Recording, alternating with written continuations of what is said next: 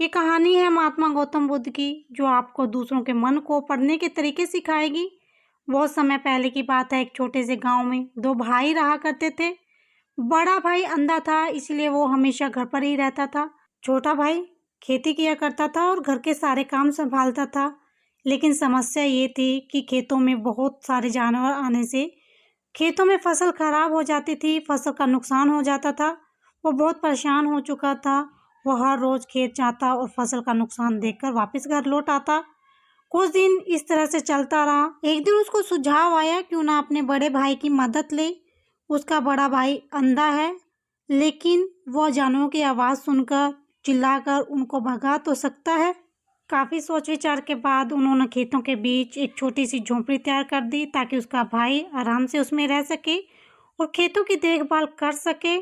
अगले दिन उसने अपने बड़े भाई से कहा, तुम्हें खेतों में रहना होगा, तुम्हें वहाँ कुछ करना नहीं, बस पशु पक्षियों की आवाज़ सुनकर चिल्लाना है। छोटे भाई का सुझाव सुनकर बड़े भाई ने खेतों में रहना शुरू कर दिया। जब भी उसे किसी जानवर की आवाज़ सुनाई देती तो वो जोर से चिल्लाता और जानवर आवाज़ सुनकर वहाँ से भाग जाता। काफ़ी समय बीत चुका था। तभी एक दिन उसके खेत में एक जानवर भागता हुआ आता है और बांध को तोड़ता हुआ आगे निकल जाता है। तभी वहाँ पे उसका पीछा करते हुए एक राजा आता है।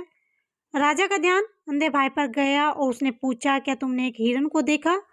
जवाब में अंधे भाई ने कहा, मैं अंधा हूँ, मैं हिरन को कैसे देख सकता हूँ, पर मैं तुम्हें इतना बता सकता हूँ कि मेरी खेतों से जो जानवर भाग गया है वो जानवर आपके लायक नहीं है, आप अपना समय बर्बाद ना करें।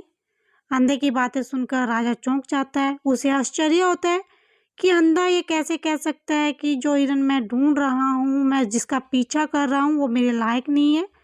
राजा ने अंधे से कहा, क्या तुम मुझसे झूठ नहीं बोल रहे? एक और तो तुम कहते हो कि तुम अंधे हो और दूसरी ओर तुम दावा करते हो जो जानवर यहाँ से भाग गया है वो मेरे लायक नहीं है। अंधे ने कहा, राजन, वो प्राणी जिसे तुम हिरन समझ रहे हो वास्तव में हिरन नहीं, वो एक मादा हिरन है और मेरे ज्ञान के अनुसार वो गर्भवती है। मैंने कभी सुना नहीं है कि कोई राजा एक गर्भवती मादा हिरन का शिकार करता है, इसलिए मैं तुम्हें कह रहा हूँ कि वो तुम्हारे लायक नहीं है। तुम उसका पीछा करते हुए अपना समय बर्बाद ना करें। यह सुनकर राजा और भी हैरान हुआ। उसे समझ में नहीं आया कि यह कैसे कह सकता है कि वह गर्भवती मादा हिरन है। उसने सोचा कि कैसे एक अंधा यह जान सकता है मैं जिस हिरन का शिकार कर रहा हूँ वह गर्भवती है या नहीं। अंधा इतने आत्मविश्वास के साथ कैसे कह सकता है, इसलिए मुझे इसकी जांच करनी होगी। राजा ने सत्य जानने का निश्चय किया और अपने सैनिक से कहा कि वो प्राणी मुझे जिंदा चाहिए, कि वाकई में वो मादा हिरन गर्भवती है। अंधा इतने आत्मविश्वास के साथ कह रहा है और मुझे यह सुनिश्चित करना है। जाओ और जांचो कि क्या वह गर्भवती मादा हिरन है। राजा के आदेश पर सैनिक हिरन के पीछे चले जाते हैं। कुछ समय के पश्चात सैनिक वापस आते हैं और राजा से कहते हैं, राजा, ये अंधा आदमी पूरी तरह से सही कह रहा है, वह वाकई में एक गर्भवती मादा हिरन है। इसे सुनकर राजा हैरान हो जाता है। उसे समझ में नहीं आया कि ये अंधा आदमी कैसे जान सकता है कि वह गर्भवती मादा हिरन है। राजा के मन में कई सवाल उठे। आखिरकार राजा ने इसे पूरी तरह से समझौता करने का निश्चय किया और अंधे से कहा, सुनो, मुझे यह नहीं पता कि तुम सचमुच में अंधे हो या नहीं, लेकिन मैं तुमसे एक सवाल पूछने आया हूँ। क्या तुम मेरे सवाल का सही जवाब दोगे? अंधे ने कहा, राजन, आप मुझसे जो भी पूछोगे मैं सच्चाई से जवाब दूंगा। राजा ने कहा, देखो, एक और तो तुम कहते हो कि तुम अंधे हो, दूसरी तरफ तुमने मुझसे कहा कि मैं जिस जानवर का पीछा कर रहा था वो गर्भवती मादा हिरन है, और साथ में तुम्हें यह भी पता लगता है कि तुम्हारे खेतों में जानवर कब आते हैं और कब जाते हैं। ये सब कैसे अनुमान लगाते हो? अंधे आदमी ने समझाया, जिस समय आप मादा हिरन के पीछे भाग रहे थे उसकी गति और दौड़ते हुए आवाज़ से ही मुझे पहले से ही समझ में आ गया था कि यह हिरन है और मेरे खेतों की बांध काफ़ी छोटी है, उसकी ऊंचाई ज़्यादा नहीं है। अगर वो सामान्य हिरन होती वो आसानी से उसे पार कर सकती थी, लेकिन वह हिरन उस बांध को तोड़कर भागी। यदि वह बांध पार करने की कोशिश करती तो उसकी संतान को खतरा होता, इसलिए मुझे समझ में आ गया कि वो गर्भवती है। राजा अंधे के कौशल और ज्ञान को देख के चौंकते हैं। अंधे से एक और सवाल पूछते हैं। राजा कहते हैं, तुम बुद्धिमान हो, तुम्हें गहरी समझ लगती है, क्या मैं जान सकता हूँ मेरी पत्नी मेरे प्रति विश्वासी है या नहीं? अंधा आदमी जवाब देता है, राजा ये कैसा सवाल है। आपका विवाह कई सालों से चल रहा है और आप ऐसी बातें जानना चाहते हैं। ऐसा सवाल आपके मन में क्यों उत्पन्न हुआ? राजा कहता है, तुम्हें इस सवाल का जवाब देना होगा। अगर तुम मुझे उत्तर नहीं दोगे तो मैं तुम्हें मृत्यु दंड की सजा सुनाऊंगा। राजा की धमकी सुनकर अंधा कहता है, ठीक है, मैं तुम्हें तुम्हारे सवाल का जवाब दूंगा। और राजा, अगर तुम इस सवाल का जवाब चाहते हो तो तुम्हें मेरी सेवा करनी होगी। राजा पूछता है कि मुझे बताओ, मुझे क्या करना होगा? व्यक्ति कहता है कि उसके लिए आपको अपनी पत्नी को मेरे साथ कमरे में अकेले छोड़ देना होगा। ये सुन के पहले तो राजा को गुस्सा आता है, लेकिन कुछ समय सोचने के बाद उस व्यक्ति की बात मान लेता है और अपनी पत्नी को उसके साथ एक कमरे में भेजने का आदेश देता है। रानी के कमरे में अंधे आदमी को अकेला छोड़ दिया जाता है। अंधा आदमी रानी से कहता है, मुझे तुम्हें छूना है। ये सुनते ही रानी बहुत गुस्से से भर जाती है और अंधे को पीटने लगती है। रानी अंधे को बेरहमी से पीटती है। किसी तरह अंधा अपनी जान बचा लेता है और राजा के पास जाता है। उसने राजा से कहा, राजन, आपकी पत्नी विश्वासी नहीं है। इतना सुनते ही राजा बहुत गुस्से से भर जाता है। अपनी तलवार निकालता है और सीधे अपनी पत्नी के पास जाता है। उसे गुस्से से कहता है, रानी से गुस्से में कहता है, रानी, आज मैं तुमसे एक सवाल पूछूंगा और तुम्हें सच्चाई से जवाब देना होगा। तुमने झूठ बोला तो मैं तुम्हारा सर अलग कर दूंगा। उसने पूछा, मुझसे कहो कि तुम विश्वासी हो या नहीं। पर रानी ने कहा, राजन, तुम मुझे मार दो, मैं बिल्कुल भी विश्वासी नहीं हूँ। राजा ये सुनकर बहुत खुश हुआ, क्योंकि ये सब कुछ तो अंधे ने कहा था, वह पूरी तरह से सच था। राजा अंधे के पास जाता है और पूछता है, तुमने कैसे जाना कि मेरी पत्नी विश्वासी नहीं है? अंधा उत्तर देता है, राजन, यह काफी सरल है। मैंने आपकी पत्नी से कहा मैं तुम्हें छूना चाहता हूँ और वह इतनी रोष में आ गई, मुझे मारना शुरू कर दिया और इस पूरी प्रक्रिया में उसने मेरे पूरे शरीर को छुआ। अब तुम मुझे बताओ कि इस प्रकार की औरत विश्वासी कैसे हो सकती है? राजा कहता है, तुम बहुत बुद्धिमान हो।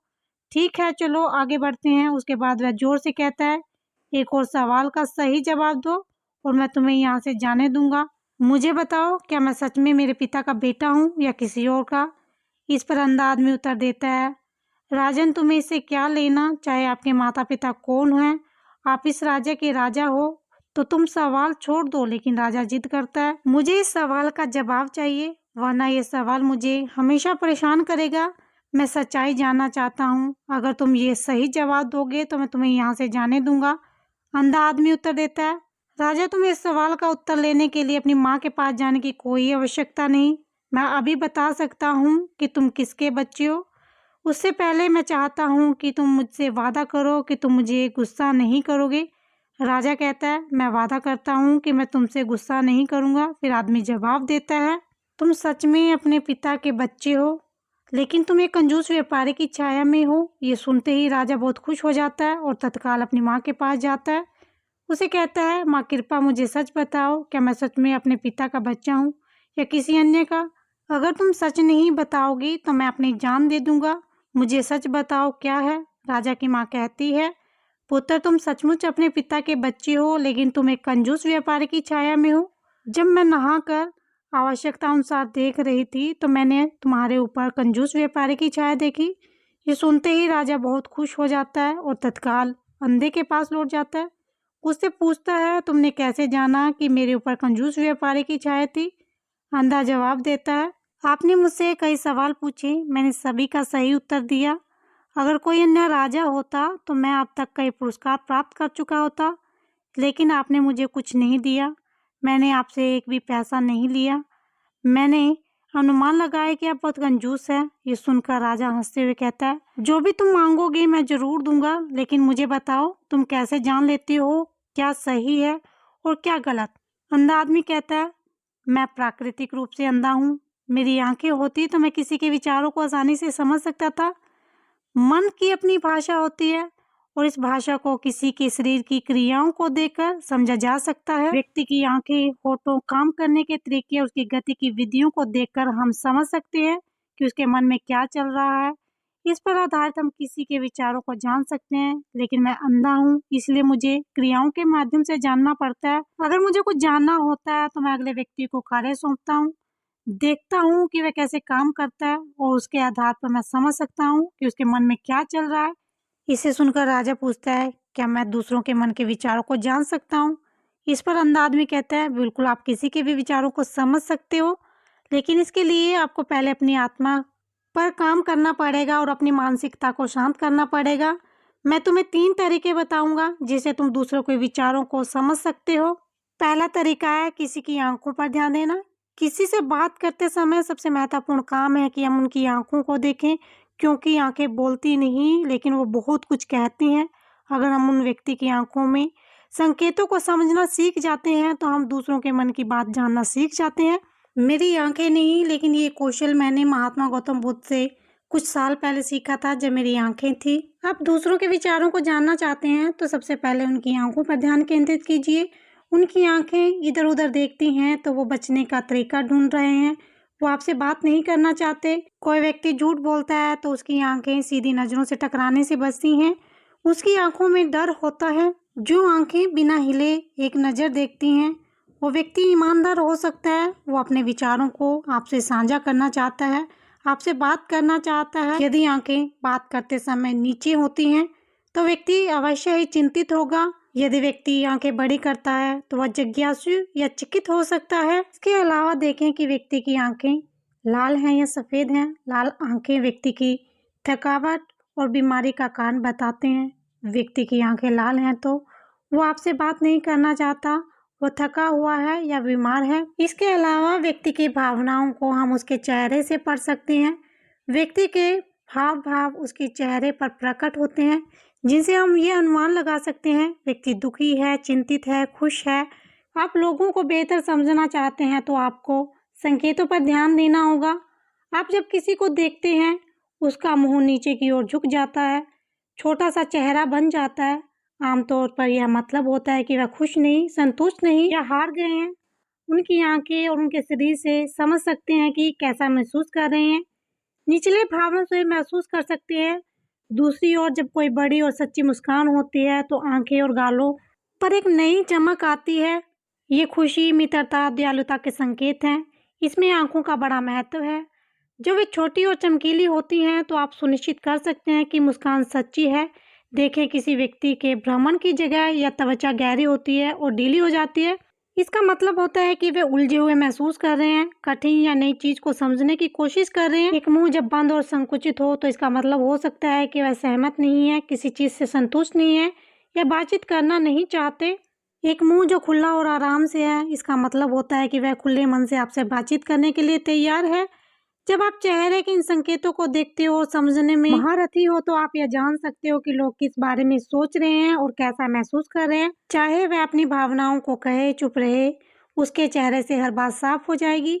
इसीलिए कोई भी व्यक्ति अपने शब्दों से बोलता हो, आप उनके चेहरे से सब कुछ समझ सकते हैं। व्यक्ति राजा से कहता है, एक और भाषा है जो है हाथों के इशारों और शरीर की भाषा। किसी के विचारों को समझने के लिए हमें हाथों के इशारों और शरीर की भाषा को समझना चाहिए। जब कोई व्यक्ति बातचीत करता है तो आपने देखना होगा कि वह अपने हाथों को हर समय हिलाता रहता है, इशारे करता है। शब्दों के अलावा उसके शरीर की भाषा भी बड़ी भूमिका निभाती है। क्या सोच रहा है, क्या स्पष्ट करने में शरीर और हाथ बिना शब्दों के बहुत कुछ कह सकते हैं।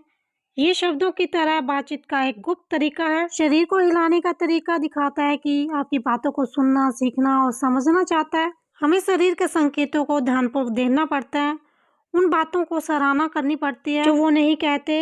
यह एक छोटी और महत्वपूर्ण संकेत है, जैसे कि एक शांत पुस्तक आपको उन भावनाओं और विचारों को दिखाते हैं जो उनमें छिपे हुए होते हैं और आपको इनसे बेहतर जुड़ने में मदद करते हैं। अगर हम इन तीनों तरीकों पर ध्यान देते हैं, इन्हें सही से समझते हैं तो हम तेजी से पता लगा सकते हैं कि किसी के मन में क्या चल रहा है, वह हमारी बातों को कितने ध्यान से सुन रहा है, उसके मन में क्या हो रहा है। इससे पहले आपको अपने मन को ध्यान में लाना होगा और उसे वर्तमान में लाना होगा, तभी हम इन सभी क्रियाओं पर ध्यान दे सकते हैं, उन्हें समझ सकते हैं और महसूस कर सकते हैं। अगर आप पूर्व घटनाओं या भविष्य के योजनाओं में परिवर्त हैं तो आप कभी किसी व्यक्ति की शारीरिक भाषा पर ध्यान नहीं देंगे और आप कभी नहीं समझ पाएंगे कि उसके मन में क्या हो रहा है, वह क्या सोच रहा है। आपने कई महान संतों और ज्ञानी व्यक्तियों को देखा होगा जो आपको शांति से देखते हैं और आपको बता सकते हैं कि आपके मन में क्या चल रहा है। आपने इनसे क्या सीखा? उनका सबसे बड़ा कारण यह है कि वे आपको पढ़ सकते हैं, आपको समझ सकते हैं क्योंकि उनका मन सांकेतिक शांतिपूर्ण है, इसीलिए वे आसानी से आपके विचारों को समझ सकते हैं। आपको ये कहानी कैसी लगी? पसंद आई हो तो चैनल को सब्सक्राइब करना, लाइक शेयर करना मत भूलना।